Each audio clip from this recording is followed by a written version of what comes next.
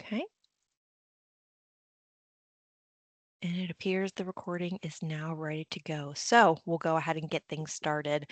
Welcome everyone to our series Skill Up, How to Get Hired with Your Skill Set, an event program series designed to equip SNHU students with their understanding of their unique career readiness skills.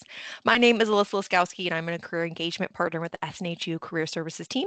And I'm joined today by my colleagues Brooke Brigham and Sonia Moffett, who will be monitoring the chat box and assisting me behind the scenes.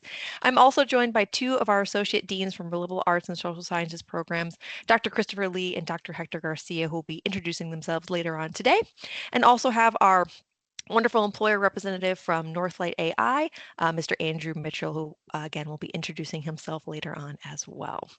So today we will be highlighting the career readiness skill known as critical thinking. And our intention today is to help students understand the value of having this crucial skill and understand how to translate what they are learning in their degree programs into the workplace. So we'll begin this session with a quick overview of today's career readiness competency. Then you'll hear some engaging insights from our academic deans, followed by an open Q&A with our employer guest, and then we'll conclude with some action items and next steps. So let's get started by first introducing our SNHU Career Services team and our available resources.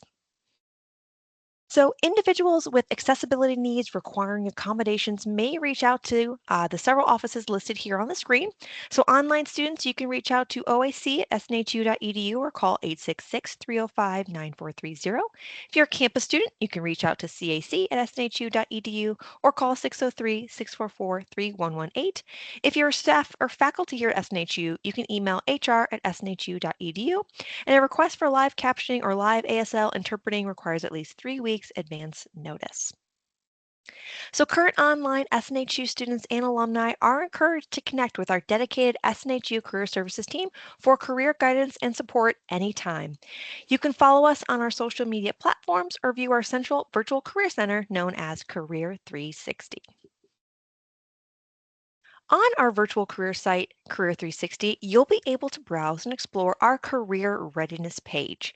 Here you'll find various resources and career videos related to upskilling your career readiness skills. For example, each of these series sessions are going to be recorded, and once they are completed, they will be added to this page directly for you to view and watch back at any time. So, what is career readiness? It's the process of developing the skills and knowledge needed to be successful in the workplace. It's a framework that helps students and alumni prepare for their careers. Career readiness skills, often called career readiness competencies, are the skills, experiences, and attributes that prepare you for a successful career. A competency is a skill, task, strength, or personal quality that allows you to do a specific job role well. Today's highlighted competency is critical thinking. Critical thinking is defined as being able to identify and respond to the needs based upon understanding of situational context and logical analysis of relevant information. Those who excel in critical thinking skills, for example, are capable of making decisions and solving problems. They can multitask, they can gather and analyze information, and prioritize next steps.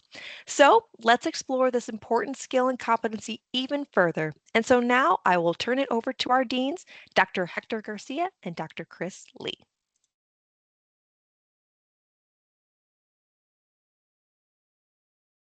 All right, thank you. So I'm the Associate Dean for Liberal Arts courses. So I'll be talking about critical thinking within the context of liberal arts specifically, but particularly we'd like to dive into we'll talk about the definition a little bit more to begin with. So if we could just switch to the next slide. And the next one. Right, so we saw the definition earlier from NACE about what critical thinking is. There are various different definitions of what it can be. Dr. Garcia will present another version of how critical thinking is defined, but the one I have here is it's the ability to look at information you have, then perform an objective analysis of that information, evaluate it, and then synthesize content to arrive at a conclusion. And I think that if, in as much as one can have a favorite skill, mine would be critical thinking because this ability is really foundational in terms of preparing yourself for the workplace, preparing yourself for mastery of the other NACE skills, which we'll be presenting later on in the Skill Up series. And this definition really breaks it down into multiple parts. So the beginning there, the ability to look at information you have presents the content that you're going to be analyzing. So it can really be anything that you have in front of you. It can be written words that someone else has created. It can be something you wrote yourself. It can be an advertisement, a film, an image, and even just a general situation. So once you have that information in front of you, then you perform a sort of systematic analysis. You take an objective approach to analyzing that content. And that really involves thinking about it a certain way. And this is where the critical aspect of critical thinking comes into play. It's thinking with a specific method that you're applying to it. So you have this content in front of you, this written piece or something else, and you look at the details really closely. You ask yourself questions about the components that make it up, right? What did the creator of an ad decide? Why did the creator of an ad decide to use a particular image? Why are they using a certain motto or slogan? If you're reading a work of literature, why did the author choose these words to express something a certain way? Why are they presenting the scene in a film? What is the purpose of it? Right. So taking this methodological approach to the content in front of you is really the heart of critical thinking. I like to boil it down to really looking more deeply at the content you have. Instead of just sort of glossing over it, you slow down and you take a deep dive into the material. So I kind of equate it to slow food, slow travel, right? Just slowing down and taking the time to think closely about the content. These days, we tend to rush and skim over information. And this really requires you to pause and slow down and look at what you have under a microscope, and also to question things, right? You ask why, right? As I said earlier, why did the creator of this content decide to use these words? What purpose do they have in saying it a certain way? Why are they showing me this information? Right. So asking the series of questions and looking at things closely under that microscopic lens is really the key to critical thinking. And I also liken it to being sort of a detective, right? Applying a scientific approach or a detective-like approach to things in front of you, whatever those might be. And then at the end, you put it all together, and that's where the synthesis comes in, and you arrive at a conclusion. You come to some sort of judgment about what's going on here. What is the person really saying? So the key features of this are A, questioning assumptions. Right? So you might assume if I get something via the news media, that it must be true, right? So that's an assumption you come in with. If I read something in a historical document, I'm looking at something in U.S. history or global history, it must be true because it's in history, right? It's part of history. But you want to question those assumptions and apply, again, that sort of deep dive critical lens and think about it. Are there things that may show bias in the content? Are there areas that might not be correct? Right, so apply the lens of examining all your assumptions. Consider multiple perspectives. I know when we're searching online, we're told not to get the first Google result and assume that's the right information. So that's also applying critical thinking, right? You want to look for multiple sources, multiple perspectives, even ones that oppose each other or that present differing opinions. And you sort through that material. Again, you do that synthesis, you process it, and come up with your own conclusions after looking at multiple things. But you don't want to limit yourself to just one piece of information. And then you want to apply logical reasoning and evidence-based conclusions. So if you want to question an assumption saying, I don't think the world is round, I think the world is flat, that would be questioning an assumption that most people have, but you want to make sure you have the evidence then to support your questioning of the assumption. So you're not just going to say, I believe this, and this is just the way I feel. You want to look at evidence and put that all together and then come to that judgment, come to that conclusion. So those are the basic steps of critical thinking. Next slide, please. The liberal arts is it's one thing to talk about the definition and kind of go through the steps, but it's really necessary to practice it and to experience critical thinking to build that skill for yourself and prepare yourself for using it outside of the classroom. And the liberal arts courses and the social science courses really help develop critical thinking. In liberal arts, we have a lot of reading, right? There is a lot of engagement with written text, as it says there in the first bullet. We do a lot of close reading and literature, interpreting historical events, looking at philosophical ideas. And then we also do a lot of writing. So once you read the information, you go through that critical thinking process and you voice it, you put it into words in some manner, or you create a document, you create something out of it. So then in that case, you're critical thinking not only about the content, but about how you want to present it. What does my audience need to understand my ideas? How do I construct an effective argument to support what I'm saying? How do I bring in sources? Are these sources good sources? Are they valid? Are they credible? And how do I defend my views? Right. So the liberal arts courses and the social science courses do this a lot. We also look at multiple interpretations or opinions. So you remember from the previous slide, there was the idea of looking at diverse viewpoints. You're not just looking at one thing, but you're gathering sources and multiple viewpoints and interpretations, and then deciding for yourself with an open mind and looking at the logical details, which ones are valid in forming your opinion. So open-mindedness is another thing I'd like to emphasize here, which is promoted by our disciplines. Not being closed off and saying, I don't want to think about anything further. Critical thinking really requires that open-mindedness. And then liberal arts also have the component of ethical thinking. So we're not just looking at works of literature, not just looking at history. We're thinking about what are the implications for today, what are the ethical ideas that we can take out of it and apply to the real world, which also applies to the real world of work. Next slide. And there's a lot of information here, so you can go back and look at the recording if you want to go through this more slowly. So I do recommend slowing down and looking at the material for critical thinking. But these are the areas of liberal arts and some examples of how critical thinking takes place in these disciplines. So within the communication field, a communicator looks at how other people are communicating in advertisements, in press releases, when companies put out information. What are they saying? What is their intent? What is their strategy? What biases can you identify in that content? So it's looking at external stuff, that content in front of you. On the other hand, when you're creating content, you would evaluate the effectiveness of certain channels, the approach that you're taking. Right. So for a lot of these, or for all of them probably, critical thinking is applied to external things, documents and content that are supplied to you, and also to things that you yourself make. You can see this in creative writing also, right? When you're editing and creating your own works of fiction, poetry, etc., you are applying critical thinking and problem solving to what you write. How can I improve it? What do I need to adjust here? And so on. On the other hand, when you're reviewing the work of others in workshops for creative writing, you're thinking about their work and doing the same sort of thing. Graphic design, not just talking about words here, we're talking about visuals as well. You're looking at the same sorts of things. If a client wants me to produce a certain image, a graphic, what does the audience need? What is the cultural context? What do I need to supply there? And then when you're doing this, you're again self-assessing your product. History, literature, and philosophy, quite similar in terms of the approaches for critical thinking there. As I mentioned earlier, you can look at historical sources and see whether there are any inherent biases in them. You can look at patterns, connections, causes and effects, and then you use that knowledge of the past to apply to current issues. For instance, you could look at the Spanish flu epidemic and apply it to COVID in more recent times, right? To draw those connections.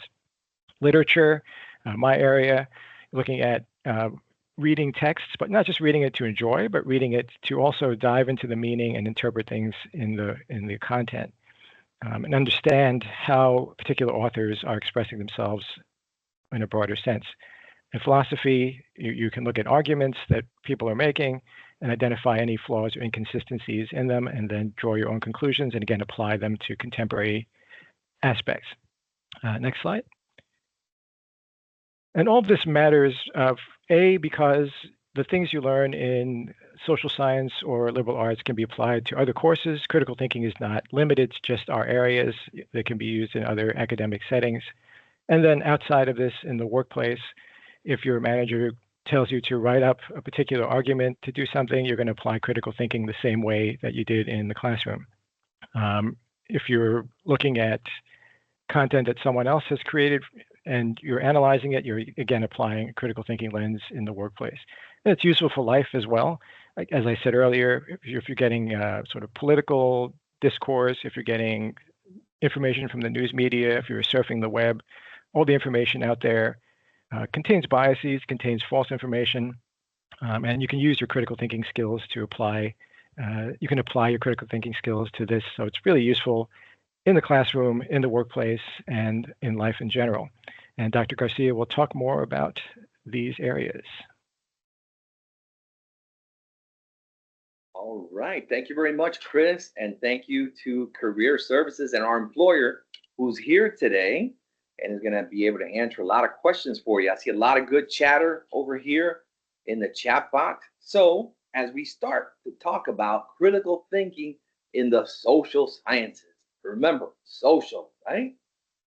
You like to be social, you like to know what's going on in society with our people, our citizens. So, our definition in social sciences is the art of analyzing and evaluating thinking with a way or a view to improving it, right?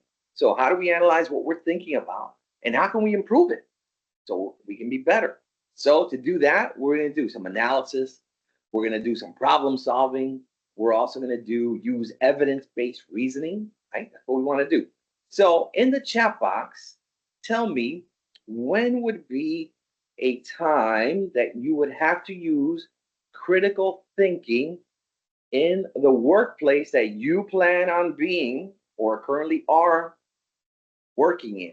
What type of an issue would be needing critical thinking? Tell me in the chat box. What type of issue would you encounter? Danielle loves this manager not showing up. She keeps mentioning it. It has given her a strong impression. The manager didn't show up. He didn't train me. So let's see. What needs to be fixed on a novel? Yes, Chris, they heard what you were saying about the novels, the meaning behind the novels. All right. Nurses, of course, different levels of illness because symptoms are so similar, right? When we're in nursing, right? Systems approach, presenting concepts to students. Yes, of course. Beth says when she writes blog content, how do you analyze it? So, as we see, critical thinking is involved in a lot of our professional or future professional issues. But do you believe that critical thinking is important in your personal life too? Because we have to have a work life balance. And can you give me an example of when critical thinking is critical in your personal life? Can you give me an example of that? Let's see. And I love Christina when she was working in customer service, which is a very difficult job to do. Danielle says, when raising a child, you better believe you got to have critical thinking then. Brooke, my friend Brooke is here. Hey, Brooke. And she says, dealing with her husband. Now, I don't know about that one, Brooke. Come on. All right. Managing kids. Jesse Jones says, arguments with spouse. You know what, Jesse? When you know you're right, so you gotta think critically when you argue with your spouse. So let's not call it arguing. Let's call it discussing, right? When Cheryl says when her husband says she's being mean, and she thinks he's being oversensitive, she has to outsmart him, right? When making a decision at work, that's super important. Yes. All right, so let's go on to the next slide. I almost was pushing the slide myself. Let's go on to the next slide. Now, don't push it yet because there's some data here that I want to ask our attendees about. Attendees in the chat box, tell me as you contemplate critical thinking, what Dr. Lee told you, what Alyssa told you, what do you believe is the number one skill that employers are seeking from students graduating now as they go into a workforce or try to elevate themselves in the workforce? What do you think is the number one skill that they're looking for? Tell me in the chat box. First person, let me see. Problem solving, Jesse Jones, Danielle, of course. What is the title of the topic of this session today? Critical thinking. Exactly. Emotional intelligence, too. That's very important. So, if you give me one more click, we're going to show the little graphic on the side there. All right. It's the number one employer seek, right? And look at this. 97.5% of employers think that when they're hiring somebody, problem solving, critical thinking is a must. Must have somebody who can think critically and solve problems, right? And even the Department of Labor said it is the #1 transferable skill. So here you see a couple of examples in the social sciences when you would use critical thinking. And there are some examples: a clinical psychologist evaluating conflicting symptoms. We heard that in the chat box earlier, our nurse, right? A campaign strategist is looking at voter roles and how to do a campaign, a social research to make policies dealing with equity. It's just a few examples. So in our next slide, we're going to see why this critical thinking is so important. And I'm looking at the chat boxes: communication, yes. Perfect. Thinking critically. So where do you apply this in social sciences? Well, we got classes like sociology, psychology, right? Anthropology, criminal justice. And here's some of the things you would do. And a lot of these are the same that you're going to apply in the liberal arts, like Dr. Lee has said, right? Independent research, evaluating theories. How does this theory, how would this work in the real world? Would it work at my job? Is that a question somebody's going to ask me in a job interview? Yeah, you better believe they are. Analyzing data. There's a lot of important things. In criminal justice, you have ethics, you have investigative techniques, forensics, right? Applied learning, service projects. You might do an internship on your own. There's a lot of things to do it. And you can use and be able to think about problem solving with both numbers and descriptions in quantitative and qualitative studies, which you will learn about when you do your research. All right. And our next slide, we have here a few topics for you about careers and problem solving. So I talked about data, right? So here you go. You're going to look at data and see where you're going to develop a policy. For example, a probation officer might base some goals on critical thinking, right? How we take care of that person. A community organizer may have to look at things. How can we equitably distribute this information or this program to everyone? That's critical thinking. Thinking outside the box. Skills. You will learn these skills. How to break down a complex problem into simple steps. Right? Because if you can't explain the problem, how are we going to solve it? And this is what critical thinking does. Right? Now, let's go to our next slide. Right? So, in conclusion here, critical thinking is a foundational skill in social sciences, and it is the top skill employers are looking for. So it's very important for your career readiness, and if you're in the career, for your career mobility. You may want to move across vertically into a specialized position, or horizontally, or you may want to go vertically and seek higher positions. You're going to need to master this skill. You're going to need to know how to apply this in the real world as you study theory and case studies. You have to imagine, how would I do this on the job? Start anticipating that. And of course, it's going to help your employability. And so I'll close it with this little quote here. It says, to think critically is to think clearly, precisely, and with a purpose. It is not only solving problems, but also framing the right ones to address. So it's knowing which problem to address and how to prioritize it and how to solve it. Right? So we're good there. If you have any questions, we'll answer them at the end. But now it's time, I believe, for our employer to come aboard. So I'm going to yield the floor to Dr. Chris Lee, who has the first question, and we'll go after that. Before that, we're going to go to Alyssa, who's going to introduce him, and then we're going to ask him a few questions. Wonderful. Thank you so much, Dr. Garcia and Dr. Lee. Really appreciate it. So absolutely. So we're ready for our employer Q&A portion with Andrew from Northlight AI. So first and foremost, welcome, Andrew. We are absolutely thrilled that you are here. I'm just going to quickly introduce you and then I'll give you a chance to introduce yourself as well. But Andrew is the co-founder and president of Northlight AI, a company specializing in artificial intelligence solutions, training, and development. He's also a proud liberal arts graduate with over 15 years of experience in the higher education and technology sectors. So Andrew, would you like to say hello and introduce yourself quickly? Yeah, thank you so much for having me here. I'm excited to discuss and talk about critical thinking.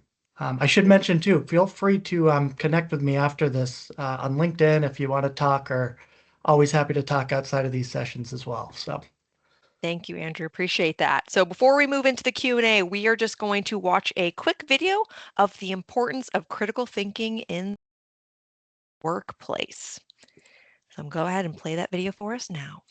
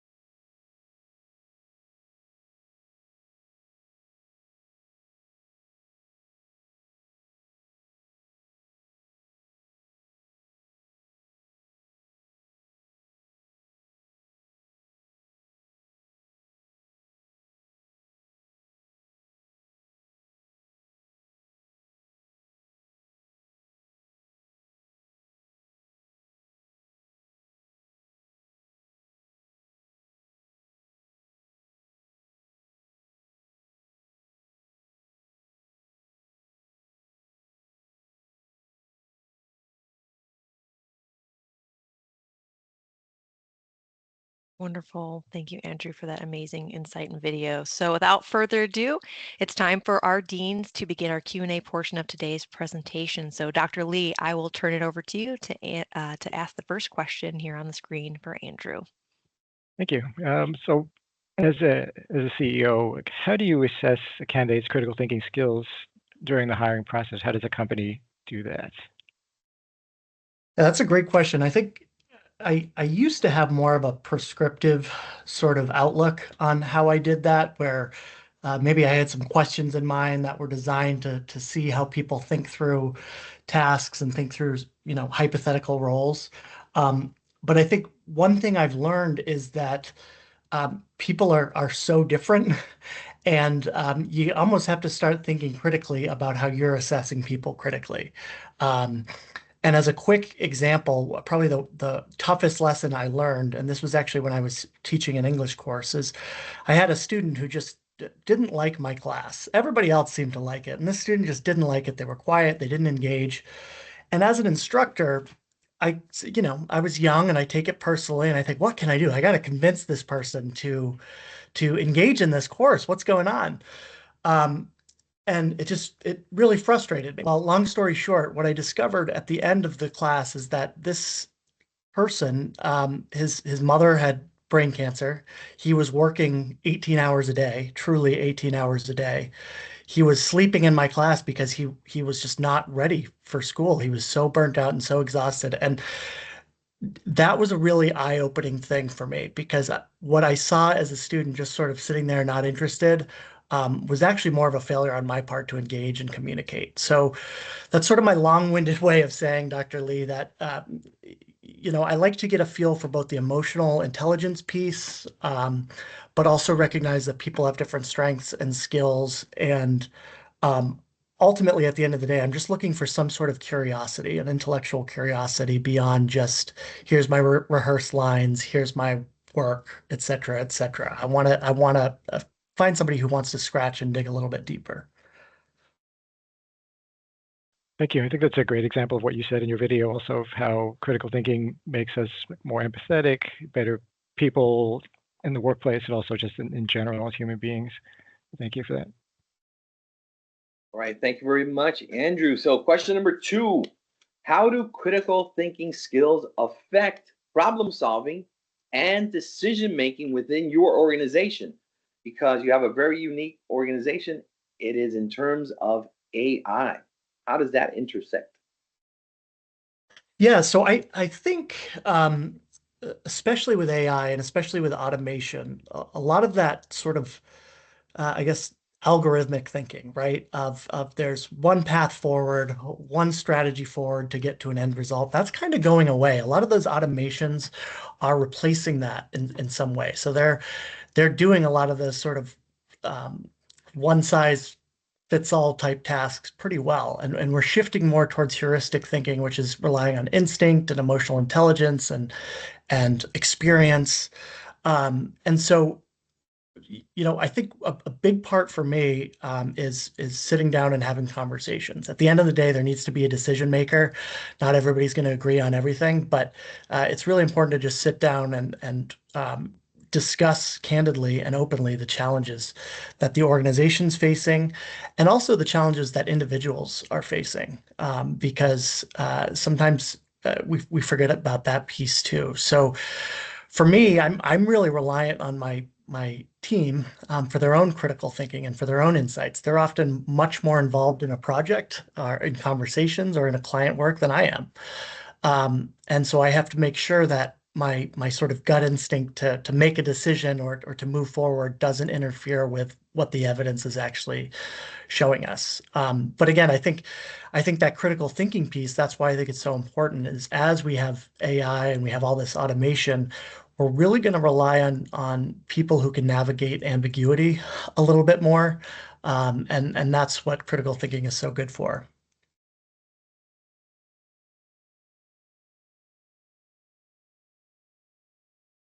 Thank you very much. Dr. Lee has the next question. Right. I think this is a question our audience really loves to know. What advice would you give to job seekers who want to improve their critical thinking skills before applying for roles? Definitely 100% really practice and cultivate self-reflection. I think it's pretty amazing. And I think even if you reflect on this a little bit, how little sometimes we self-reflect or think through why we do certain things.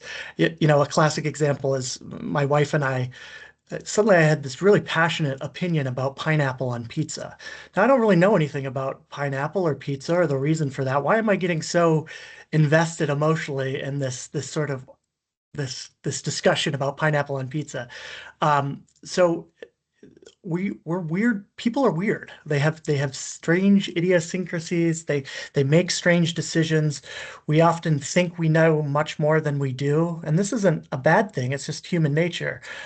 So what I've found is being able to just step back and reflect a little bit on um, specific conversations or specific outcomes, not necessarily to, dwell on it and think, oh, if I only did this differently, but truly to grow and kind of understand where your biases come from. Sort of a corny cliche might be, it's kind of like mental gardening, right? Most of us, our mental garden grow out of control. We don't do any weeding. We just let it. But there's a lot of stuff happening in there that we can think better if we clear out some of these weeds and if we tend to it a little bit more and spend a little bit of time each day thinking about it.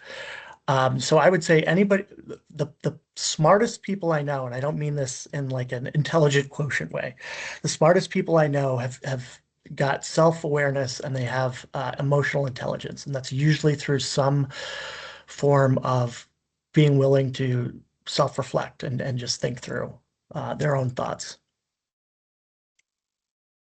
Yeah. Awesome. Thank you. And Hector, next question. Okay, so Andrew, how does having team members with strong critical thinking skills impact collaboration and innovation in the workplace? Yeah, I think again, I equate critical thinking so much with curiosity and with sort of a openness to try and explore new things. So, as just a tangible example, my firm, we were working on a problem, and it was a problem that hadn't really been solved before. And so I have some really smart engineers there who basically come in and they say, this can't be done, right? It's sort of their default. This is why it can't be done. We just can't do it. But then I had a sophomore computer science student in on that conversation, and that student, one of his main strengths was an openness and willingness to just kind of think through options or try things out or be curious. And so, long story short, this one student, though he had much less experience than some of the other analysts, um, kind of solved a solution, created a solution just by being open and willing to think that maybe it could be done. And I think it kind of threw us all for a loop and made us realize that sometimes our own habits and our own training and even our own experience can actually lead us astray if we don't continue to question or think through it. Um, yeah. So for me, the reason I always look for critical thinking more than anything else is um, it's one less point of friction, right? It's just a willingness. We all want to grow. We all want to build together. It's that community feeling of we can do this, we can build this. It's exhausting to constantly run into this can't be done. No way we can do this. Try something, and that's going to happen sometimes. I'm not saying everything is possible, but starting from that place of curiosity and how do we approach this? How do we try to solve this at least is a really huge for me. Thank you very much. Dr. Lee, with the last question. Right. So as the founder of an AI firm, definitely you have a future perspective. So we're going to ask to wrap up, looking ahead, how do you see the demand for critical thinking skills evolving in this future workplace? Yeah, I think honestly, I'm not just saying it to this crowd. I think liberal arts and social sciences and some of these majors are in for a big renaissance when it comes to career success. And in fact, I read it. It was sort of a clickbaity article, but I read an article by Connor Grennan who said English majors will rule the world. The idea being is that the industry is going to be looking for people who don't necessarily just have a very specific, hyper-focused, specialized knowledge. They're going to be looking for people who can sort of go with the flow, adapt to sudden changes. I kind of think of it again, maybe as if you answer the phones for 911 or something, right? You never know what you're going to get. But it's vital and it's so important that you keep your thoughts and you keep your head with you to lead to better outcomes. And so I think those are the type of skills, people who can sort of answer the metaphorical call at any point and at least hear the information, whether it's scary or positive information, and try to think through how to maneuver that. So again, I think critical thinking is going to be more about people just getting outside of their comfort zones a little bit, outside of their very narrow delineated roles. And we're all going to have to be kind of experts in a lot of different things, I think, truly. But I mentioned the English major and even social science major because there is some really good research about how storytelling um, actually improves critical thinking, and how framing narratives and framing stories improves critical thinking. So I think that's why I'm very optimistic. And plus, I'm a liberal arts major myself, so I'm a little prejudiced there. That's music to my ears, and I'm sure for Hector as well, social science. And thank you so much, Andrew. Wonderful. Yes, I'll echo that, Andrew and Dr. C. Dr. Lee. Thank you so much for taking us all through those questions. I'm sure they were definitely on the minds of those in the audience today. So I do want to now at this point turn it over to some open Q&A from those in the audience. So we do have a few questions that we've been kind of collecting. So we've got about 6 questions. We're going to be going through those in order based on their submission. So, but for those again in the audience, if you have any questions for Andrew, please feel free to type them into the chat box. We'll get to them. We also have the option to do the raise hand icon feature if you prefer to be unmuted and you can ask your question aloud. But again, feel free to pop those questions in the chat. So I've got about 6 questions here. So I'm going to start with the first one that we received. So how do you get someone to think critically when they are quite rigid? That is a very good question. I think I think going back to my first answer, everybody is different, and we're never going to have everybody's going to sort of be open, go with the flow, no matter what. That's just people are different, people are varied. I think one way to open people up is again to push that self-reflection piece, but also to give some autonomy and um, let people have their rigidness, but then dissect it in a conversation after and say, well, have you thought about this or have you thought about that? Um, People tend to, at least in my experience, people tend to shut down and become more rigid if you come to them and say, the way you're being rigid isn't right, doesn't fit for this group, or doesn't fit the task at hand. Sometimes that rigid thinking can be super helpful.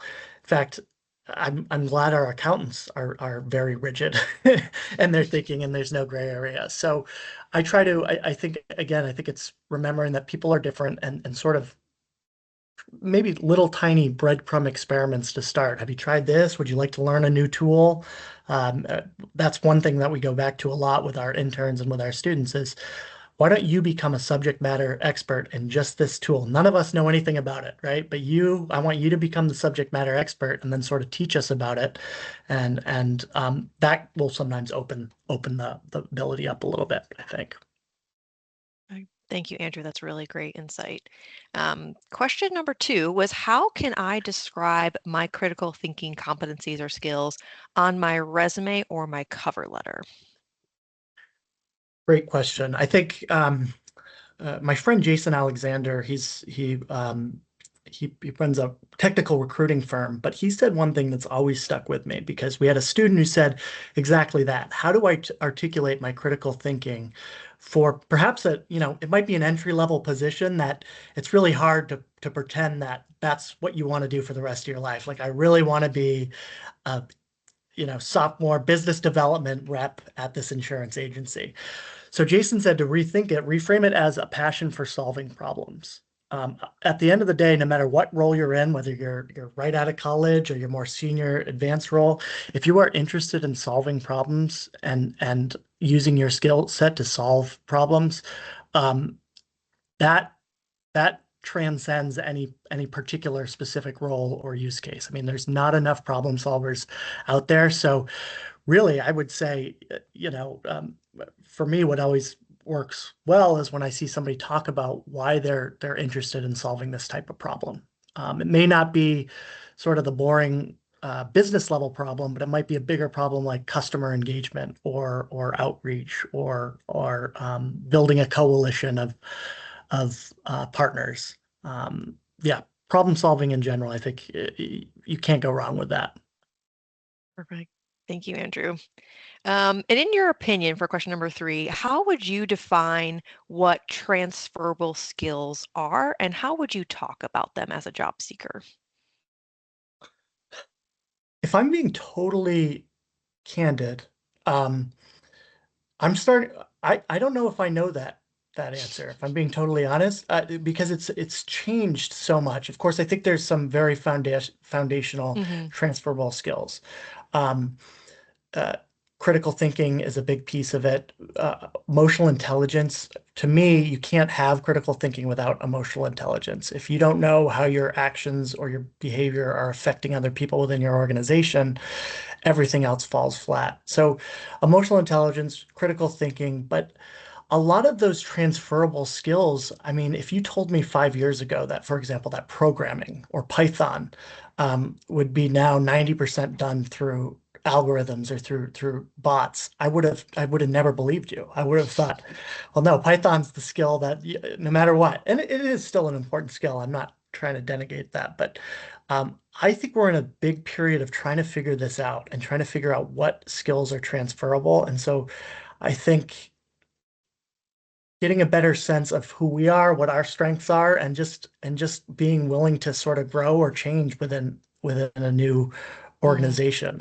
Roles are different now. They're going to be mhm. different. And I have really none of the roles that I see on a job board or on a job description end up being what the role actually is, right? There's so many things that happen and change. So just being open and willing to kind of go with that flow can go a long way. Thanks, Andrew. And I can definitely jump in and help define that too a little bit more from like the career services side of the house. Yeah, So yeah, as far as transferable skills go, it's kind of its basic definition is being able to kind of take some of your past experiences and make them relevant and applicable to the job that you're yeah, currently seeking. So it definitely applies oftentimes for those job seekers who would maybe define themselves as career switchers or career changers. So that's really kind of the yeah. core of a transferable skill is here's all these great things that maybe I've done in my past work experience or through my courses at SNHU. But I need to be able to then to demonstrate why and how those current skills are relevant to maybe this new position that I'm applying for or this new field I'm trying to break into. So we've got tons of really great information for students who are interested in kind of defining what their transferable skills are for themselves all over our Career 360 website. But best bet is definitely reaching out to our team, our career advising team. They can definitely help you kind of outline what those transferable skills are so you can start defining them on your application materials as well as in interviews. So thank you, Andrew, for taking that one on. Gonna go ahead and jump to question number 4 here. Is would you hold back some of your recommendations to consider the readiness of your audience or who you're speaking to? If I'm understanding that correctly, tailoring the message a little bit and not sort of a Mm-hmm. one size fits all approach. Yeah, I mean, for sure. I think a lot of people actually don't even know this. I'll share this now. So my background is creative writing. I published writer. I ran a magazine, a literary magazine.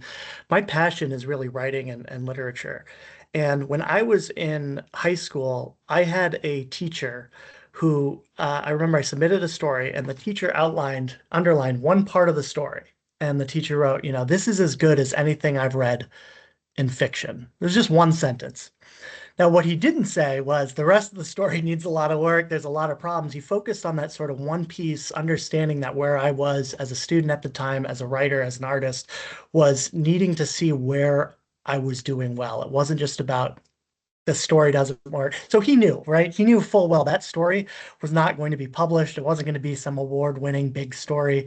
Um, and he recognized the need to sort of focus on me as a student, which is a really underrated skill, and realize, you know, focus on this bright spot, keep cultivating this, keep building this, and you'll get better. I'm sure there's very few teachers who would do the opposite, who would say, give up, pack up writing, you're terrible. But I do sometimes think back to that time because I wonder what would have happened if he was a little more negative or a little sort of harsher in his criticism. I don't know. So yeah, I think it's very important to try to get that feel for people. We all have different backgrounds, different stresses, different things going on in our life, and um, you want to be able to say you can get here, you can grow, you can get to the point that you want to get to, even if you're not there right now. Wonderful. Thank you, Andrew, for that example. Question number 5. If someone tells you a fact that conflicts with your beliefs, how do you determine which is true utilizing critical thinking skills? It's interesting. I would say maybe this is a thought experiment for all of us. When somebody has a fact that contradicts us, um, often it becomes less about the fact and more about proving one person wrong or the other. So what I mean by that is if somebody says, no, you're wrong about this, if I'm not careful, I'd think, there's no way I'm wrong. I'm right. This person's wrong. And really what you're getting into is you're just getting into an argument over egos. That the fact doesn't really matter. So I think early on, one thing to do is just see what battles you're picking and why you're picking them. Uh, Sometimes people, it's a defense mechanism. They just want to correct or fix things. But truly, humans have very flawed thinking. We have false memories. There's some incredible research about the fact that really all of our memories are just memories of other memories. And we have cognitive biases. We have our own just quirks of thinking. So it's not a weakness to be wrong if you own it and hopefully you can fix things and move forward. So again, I know I'm kind of rambling there, but I would say with critical thinking, my goal, I want to make sure that my motivation for fixing this or correcting this, is it a motivation to actually improve or solve or help something? Or is it just a stick in the mud type feel? And once I know it is really to improve or to grow, then it's a matter of saying, yeah, you know what, you're right. Let's try that out. If it doesn't work, that's okay. But if it does, um, let's see what happens. Thank you, Andrew. Question number 6 here, trying to move along, keep an eye on that clock here. This question actually might be a little bit more for Dr. Garcia or Dr. Lee, but the question is related to courses. So can anyone take a course on critical thinking skills? And if so, what would you recommend? And Andrew, if you have like any external trainings or courses you found helpful as well, but definitely Dr. Lee, Dr. Garcia, feel free to chime in on this one. Yeah, yes, thank you. There are a few courses available that are no charge on Khan Academy. There's about 7 or 8 different courses that are all about critical thinking. They have nice exercises, they have videos. Some of them are connected to philosophy, but you can still do the first 3 or 4 modules. But some of them are dedicated to critical thinking that I recommend that you take those, and they're very enlightening. I just put into the chat the SNHU course of Introduction to Critical Thinking, Phil 111, which is I linked in the chat there. I think you should be able to see it in the academic catalog. Wonderful. Thank you, Dr. Lee. Thank you, Dr. Garcia. Just kind of keep an eye on, again, that clock. So trying to get through as many as we can. So thank you, students, for keeping those questions coming. But the next question we have here for question number 7 is, how would you separate critical thinking from perceived bias? Oof, that is a very, very good question. If again, I know this is probably a little strange in this conversation, but if I'm being honest, I'd have to really think about that that more. I could come up with sort of but that's a great question. I could come up with sort of an off the cuff, rambly answer, but I have been thinking a lot about bias, my own things that I've missed. And so the truth is I just probably don't have a good answer for you. That might be better for Dr. Garcia or Dr. Lee. Great question. Wonderful. Yeah. So Dr. Garcia, Dr. Lee, feel free to chime in. Okay, Doc, I guess I'll answer. So, as you know, everyone has unconscious bias. And so, one of the keys to that is, and I'm going to tie it into what was said earlier, it is self awareness. If Yeah. we're not self aware of our bias, we cannot prevent it or mitigate it because everyone has it. And so, self awareness, this is where the emotional intelligence we've been talking about comes into play. It is a major part of critical thinking, being able to recognize our own feelings, our own thought processes, and how they manipulate themselves into some decisions, the way that we think about it. So, I would say the first step is to beef up on your emotional intelligence. We have an emotional intelligence challenge here that the Liberal Arts and Social Sciences Department puts on. I highly recommend that you sign up for that and explore that, because in order to counteract that, you have to be aware of it. And that is where the unconscious nature of bias comes in. It's built in, and you're driving a car, right? You know how to turn it on, you know how to go. It's unconscious, right? So that's the first step. And Dr. Lee, I don't know if you have any additional to add to that. Yeah, that's a great answer. I would just say maybe just try to separate yourself from your thinking and kind of take another step and reflect on where this idea is coming from. Is there something in your history, something in your past, something that you were exposed to that is making you think this way? And then try to determine whether it's like a logical thing or it's something that's fed by emotions or fed by your history. So it's part of the self-reflection, self-awareness that Hector mentioned, but it's sort of another part of the process of looking at that. Thank you all so much for sharing. We have roughly about 5 minutes left, so we're going to have time for one last quick question for Andrew. So our last question is, how do you keep a team of people from giving so much pushback of it can't be done when you as a leader present an idea or a workflow process? I would say people who default to no or it can't be done, I think there are just going to be some organizational cultural issues within Northlight. I am 100% supportive of contrarians and people say, before we do that, let's think this way. But if the default truly is no, just can't be done, then what are we all doing here, right? We at least have to go through the motions. The other thing too is that, and I think this is really key when it comes to an industry like AI or consulting or any of this stuff, you are going to get a lot of incorrect answers. You're going to arrive at a lot of incorrect answers. It used to really frustrate my students because they wanted to, like homework, they wanted to get right to the right answer. But sometimes you have to truly fail or screw up 3 or 4 different times and determine what doesn't work before you can even really get to solving the problem at hand. Um, so again, I'm totally open to people who have different beliefs or come with different experience or ideas. But my thought is we at least need to try. We at least need to see where this goes. And then reassess from there. If it doesn't work, that's nobody wants to spend a lot of time on something that doesn't work. But the reality is we don't know until we try and do some of these things. We would have never, going back to that sophomore computer science student, if we had just sort of treated him as the quiet intern in the back of the room that, he doesn't know what he's doing compared to these experienced analysts, we would have never come to a solution, I think. Um, yeah, so culturally it would be very difficult to just to have that team. I don't think I'd want to work for that team or have that team work for me. It just wouldn't be probably the right fit. Now that again, that said, there are some careers, probably accounting and some of these other things. You don't want any gray area. You don't want people saying, "Can we just guess? Is this what, $1 million roughly?" Right? That's the expense.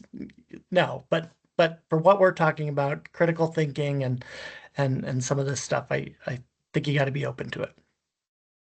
Wonderful. Thank you, Andrew, so much for sharing all of your insights and your amazing advice. We truly, truly appreciate your time in that. So we're actually now going to take a moment to check in with all of you in the audience and see how you're all feeling so far. So if I can have Brooke and Sonia please launch our first poll.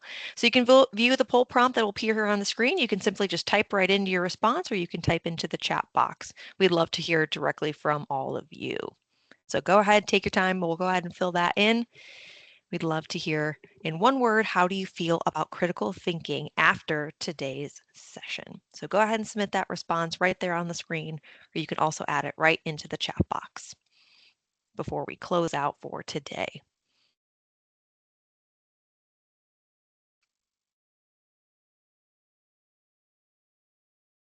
Great, I see some really great responses. Confident, curious, helpful, ready, reflective, enlightened. I love that. Knowledgeable, inspired, wonderful. I love all of these positive words. Keep them coming. Confident, empowered, hyped, awesome, knowledgeable, motivated, introspective, thankful, wonderful. Thank you all so much for taking the time to complete that poll. We love hearing from you. And so I know we've covered a lot in our presentation today, so I wanted to highlight some takeaways and some action steps you all can take now. So here on the screen are a few helpful tips and examples that you can utilize as you begin to think about and assess where your critical thinking skills are. You could outline a SMART goal to help you practice your critical thinking skills. You could even work with our team to complete a mock interview, or you can explore all the helpful skills assessment resources that are currently on our Career 360 page. And really quickly, I'm going to highlight the available tool. It's called the Competency Assessment Tool through NACE. So this assessment tool is intended to help students and alumni identify their own proficiency with their critical thinking skills. So simply to use the assessment, you review the competency definition and its behaviors, and then you select the score that corresponds to your own self-assessment. So emerging knowledge is something you may lack awareness of this competency, but understand that it's an area of growth for you. Understanding you are growing in this area, but you're still working to improve. Early application means you demonstrate this competency very often, but still struggle to articulate the experiences you have. And advanced application is that you demonstrate this competency effectively and master it, and you can easily articulate the experiences that led you to master this particular skill. So in closing, we have come to the end of our series presentation. Thank you all so much for attending, and a special thank you, of course, to our deans, Dr. Garcia and Dr. Lee, and of course, our employer partner, Andrew. We do have a final poll that is appearing on screen. We'd love to hear from all of you. Again, please feel free to type your answer directly into the poll or type it into the chat. But want to also highlight, please join us for our upcoming event series. So we're going to be tackling on January 22nd, the 29th, and the 5th several other career readiness skills and competencies. We hope that we can see you all there. You can register for those events now. I'm sure my colleagues will be adding some of that information into the chat box shortly. But now that we are at time, once again, thank you, thank you, thank you for everyone for being here this afternoon. I was going to say evening, this afternoon. Once again, thank you, Andrew, for your time and your insight during the Q&A portion. And of course, thank you, Dr. Lee and Dr. Garcia. So with that, thank you all so much. Take care. Hope you have a wonderful rest of the day. Thank you, everybody. Thank you. Thanks. Take care.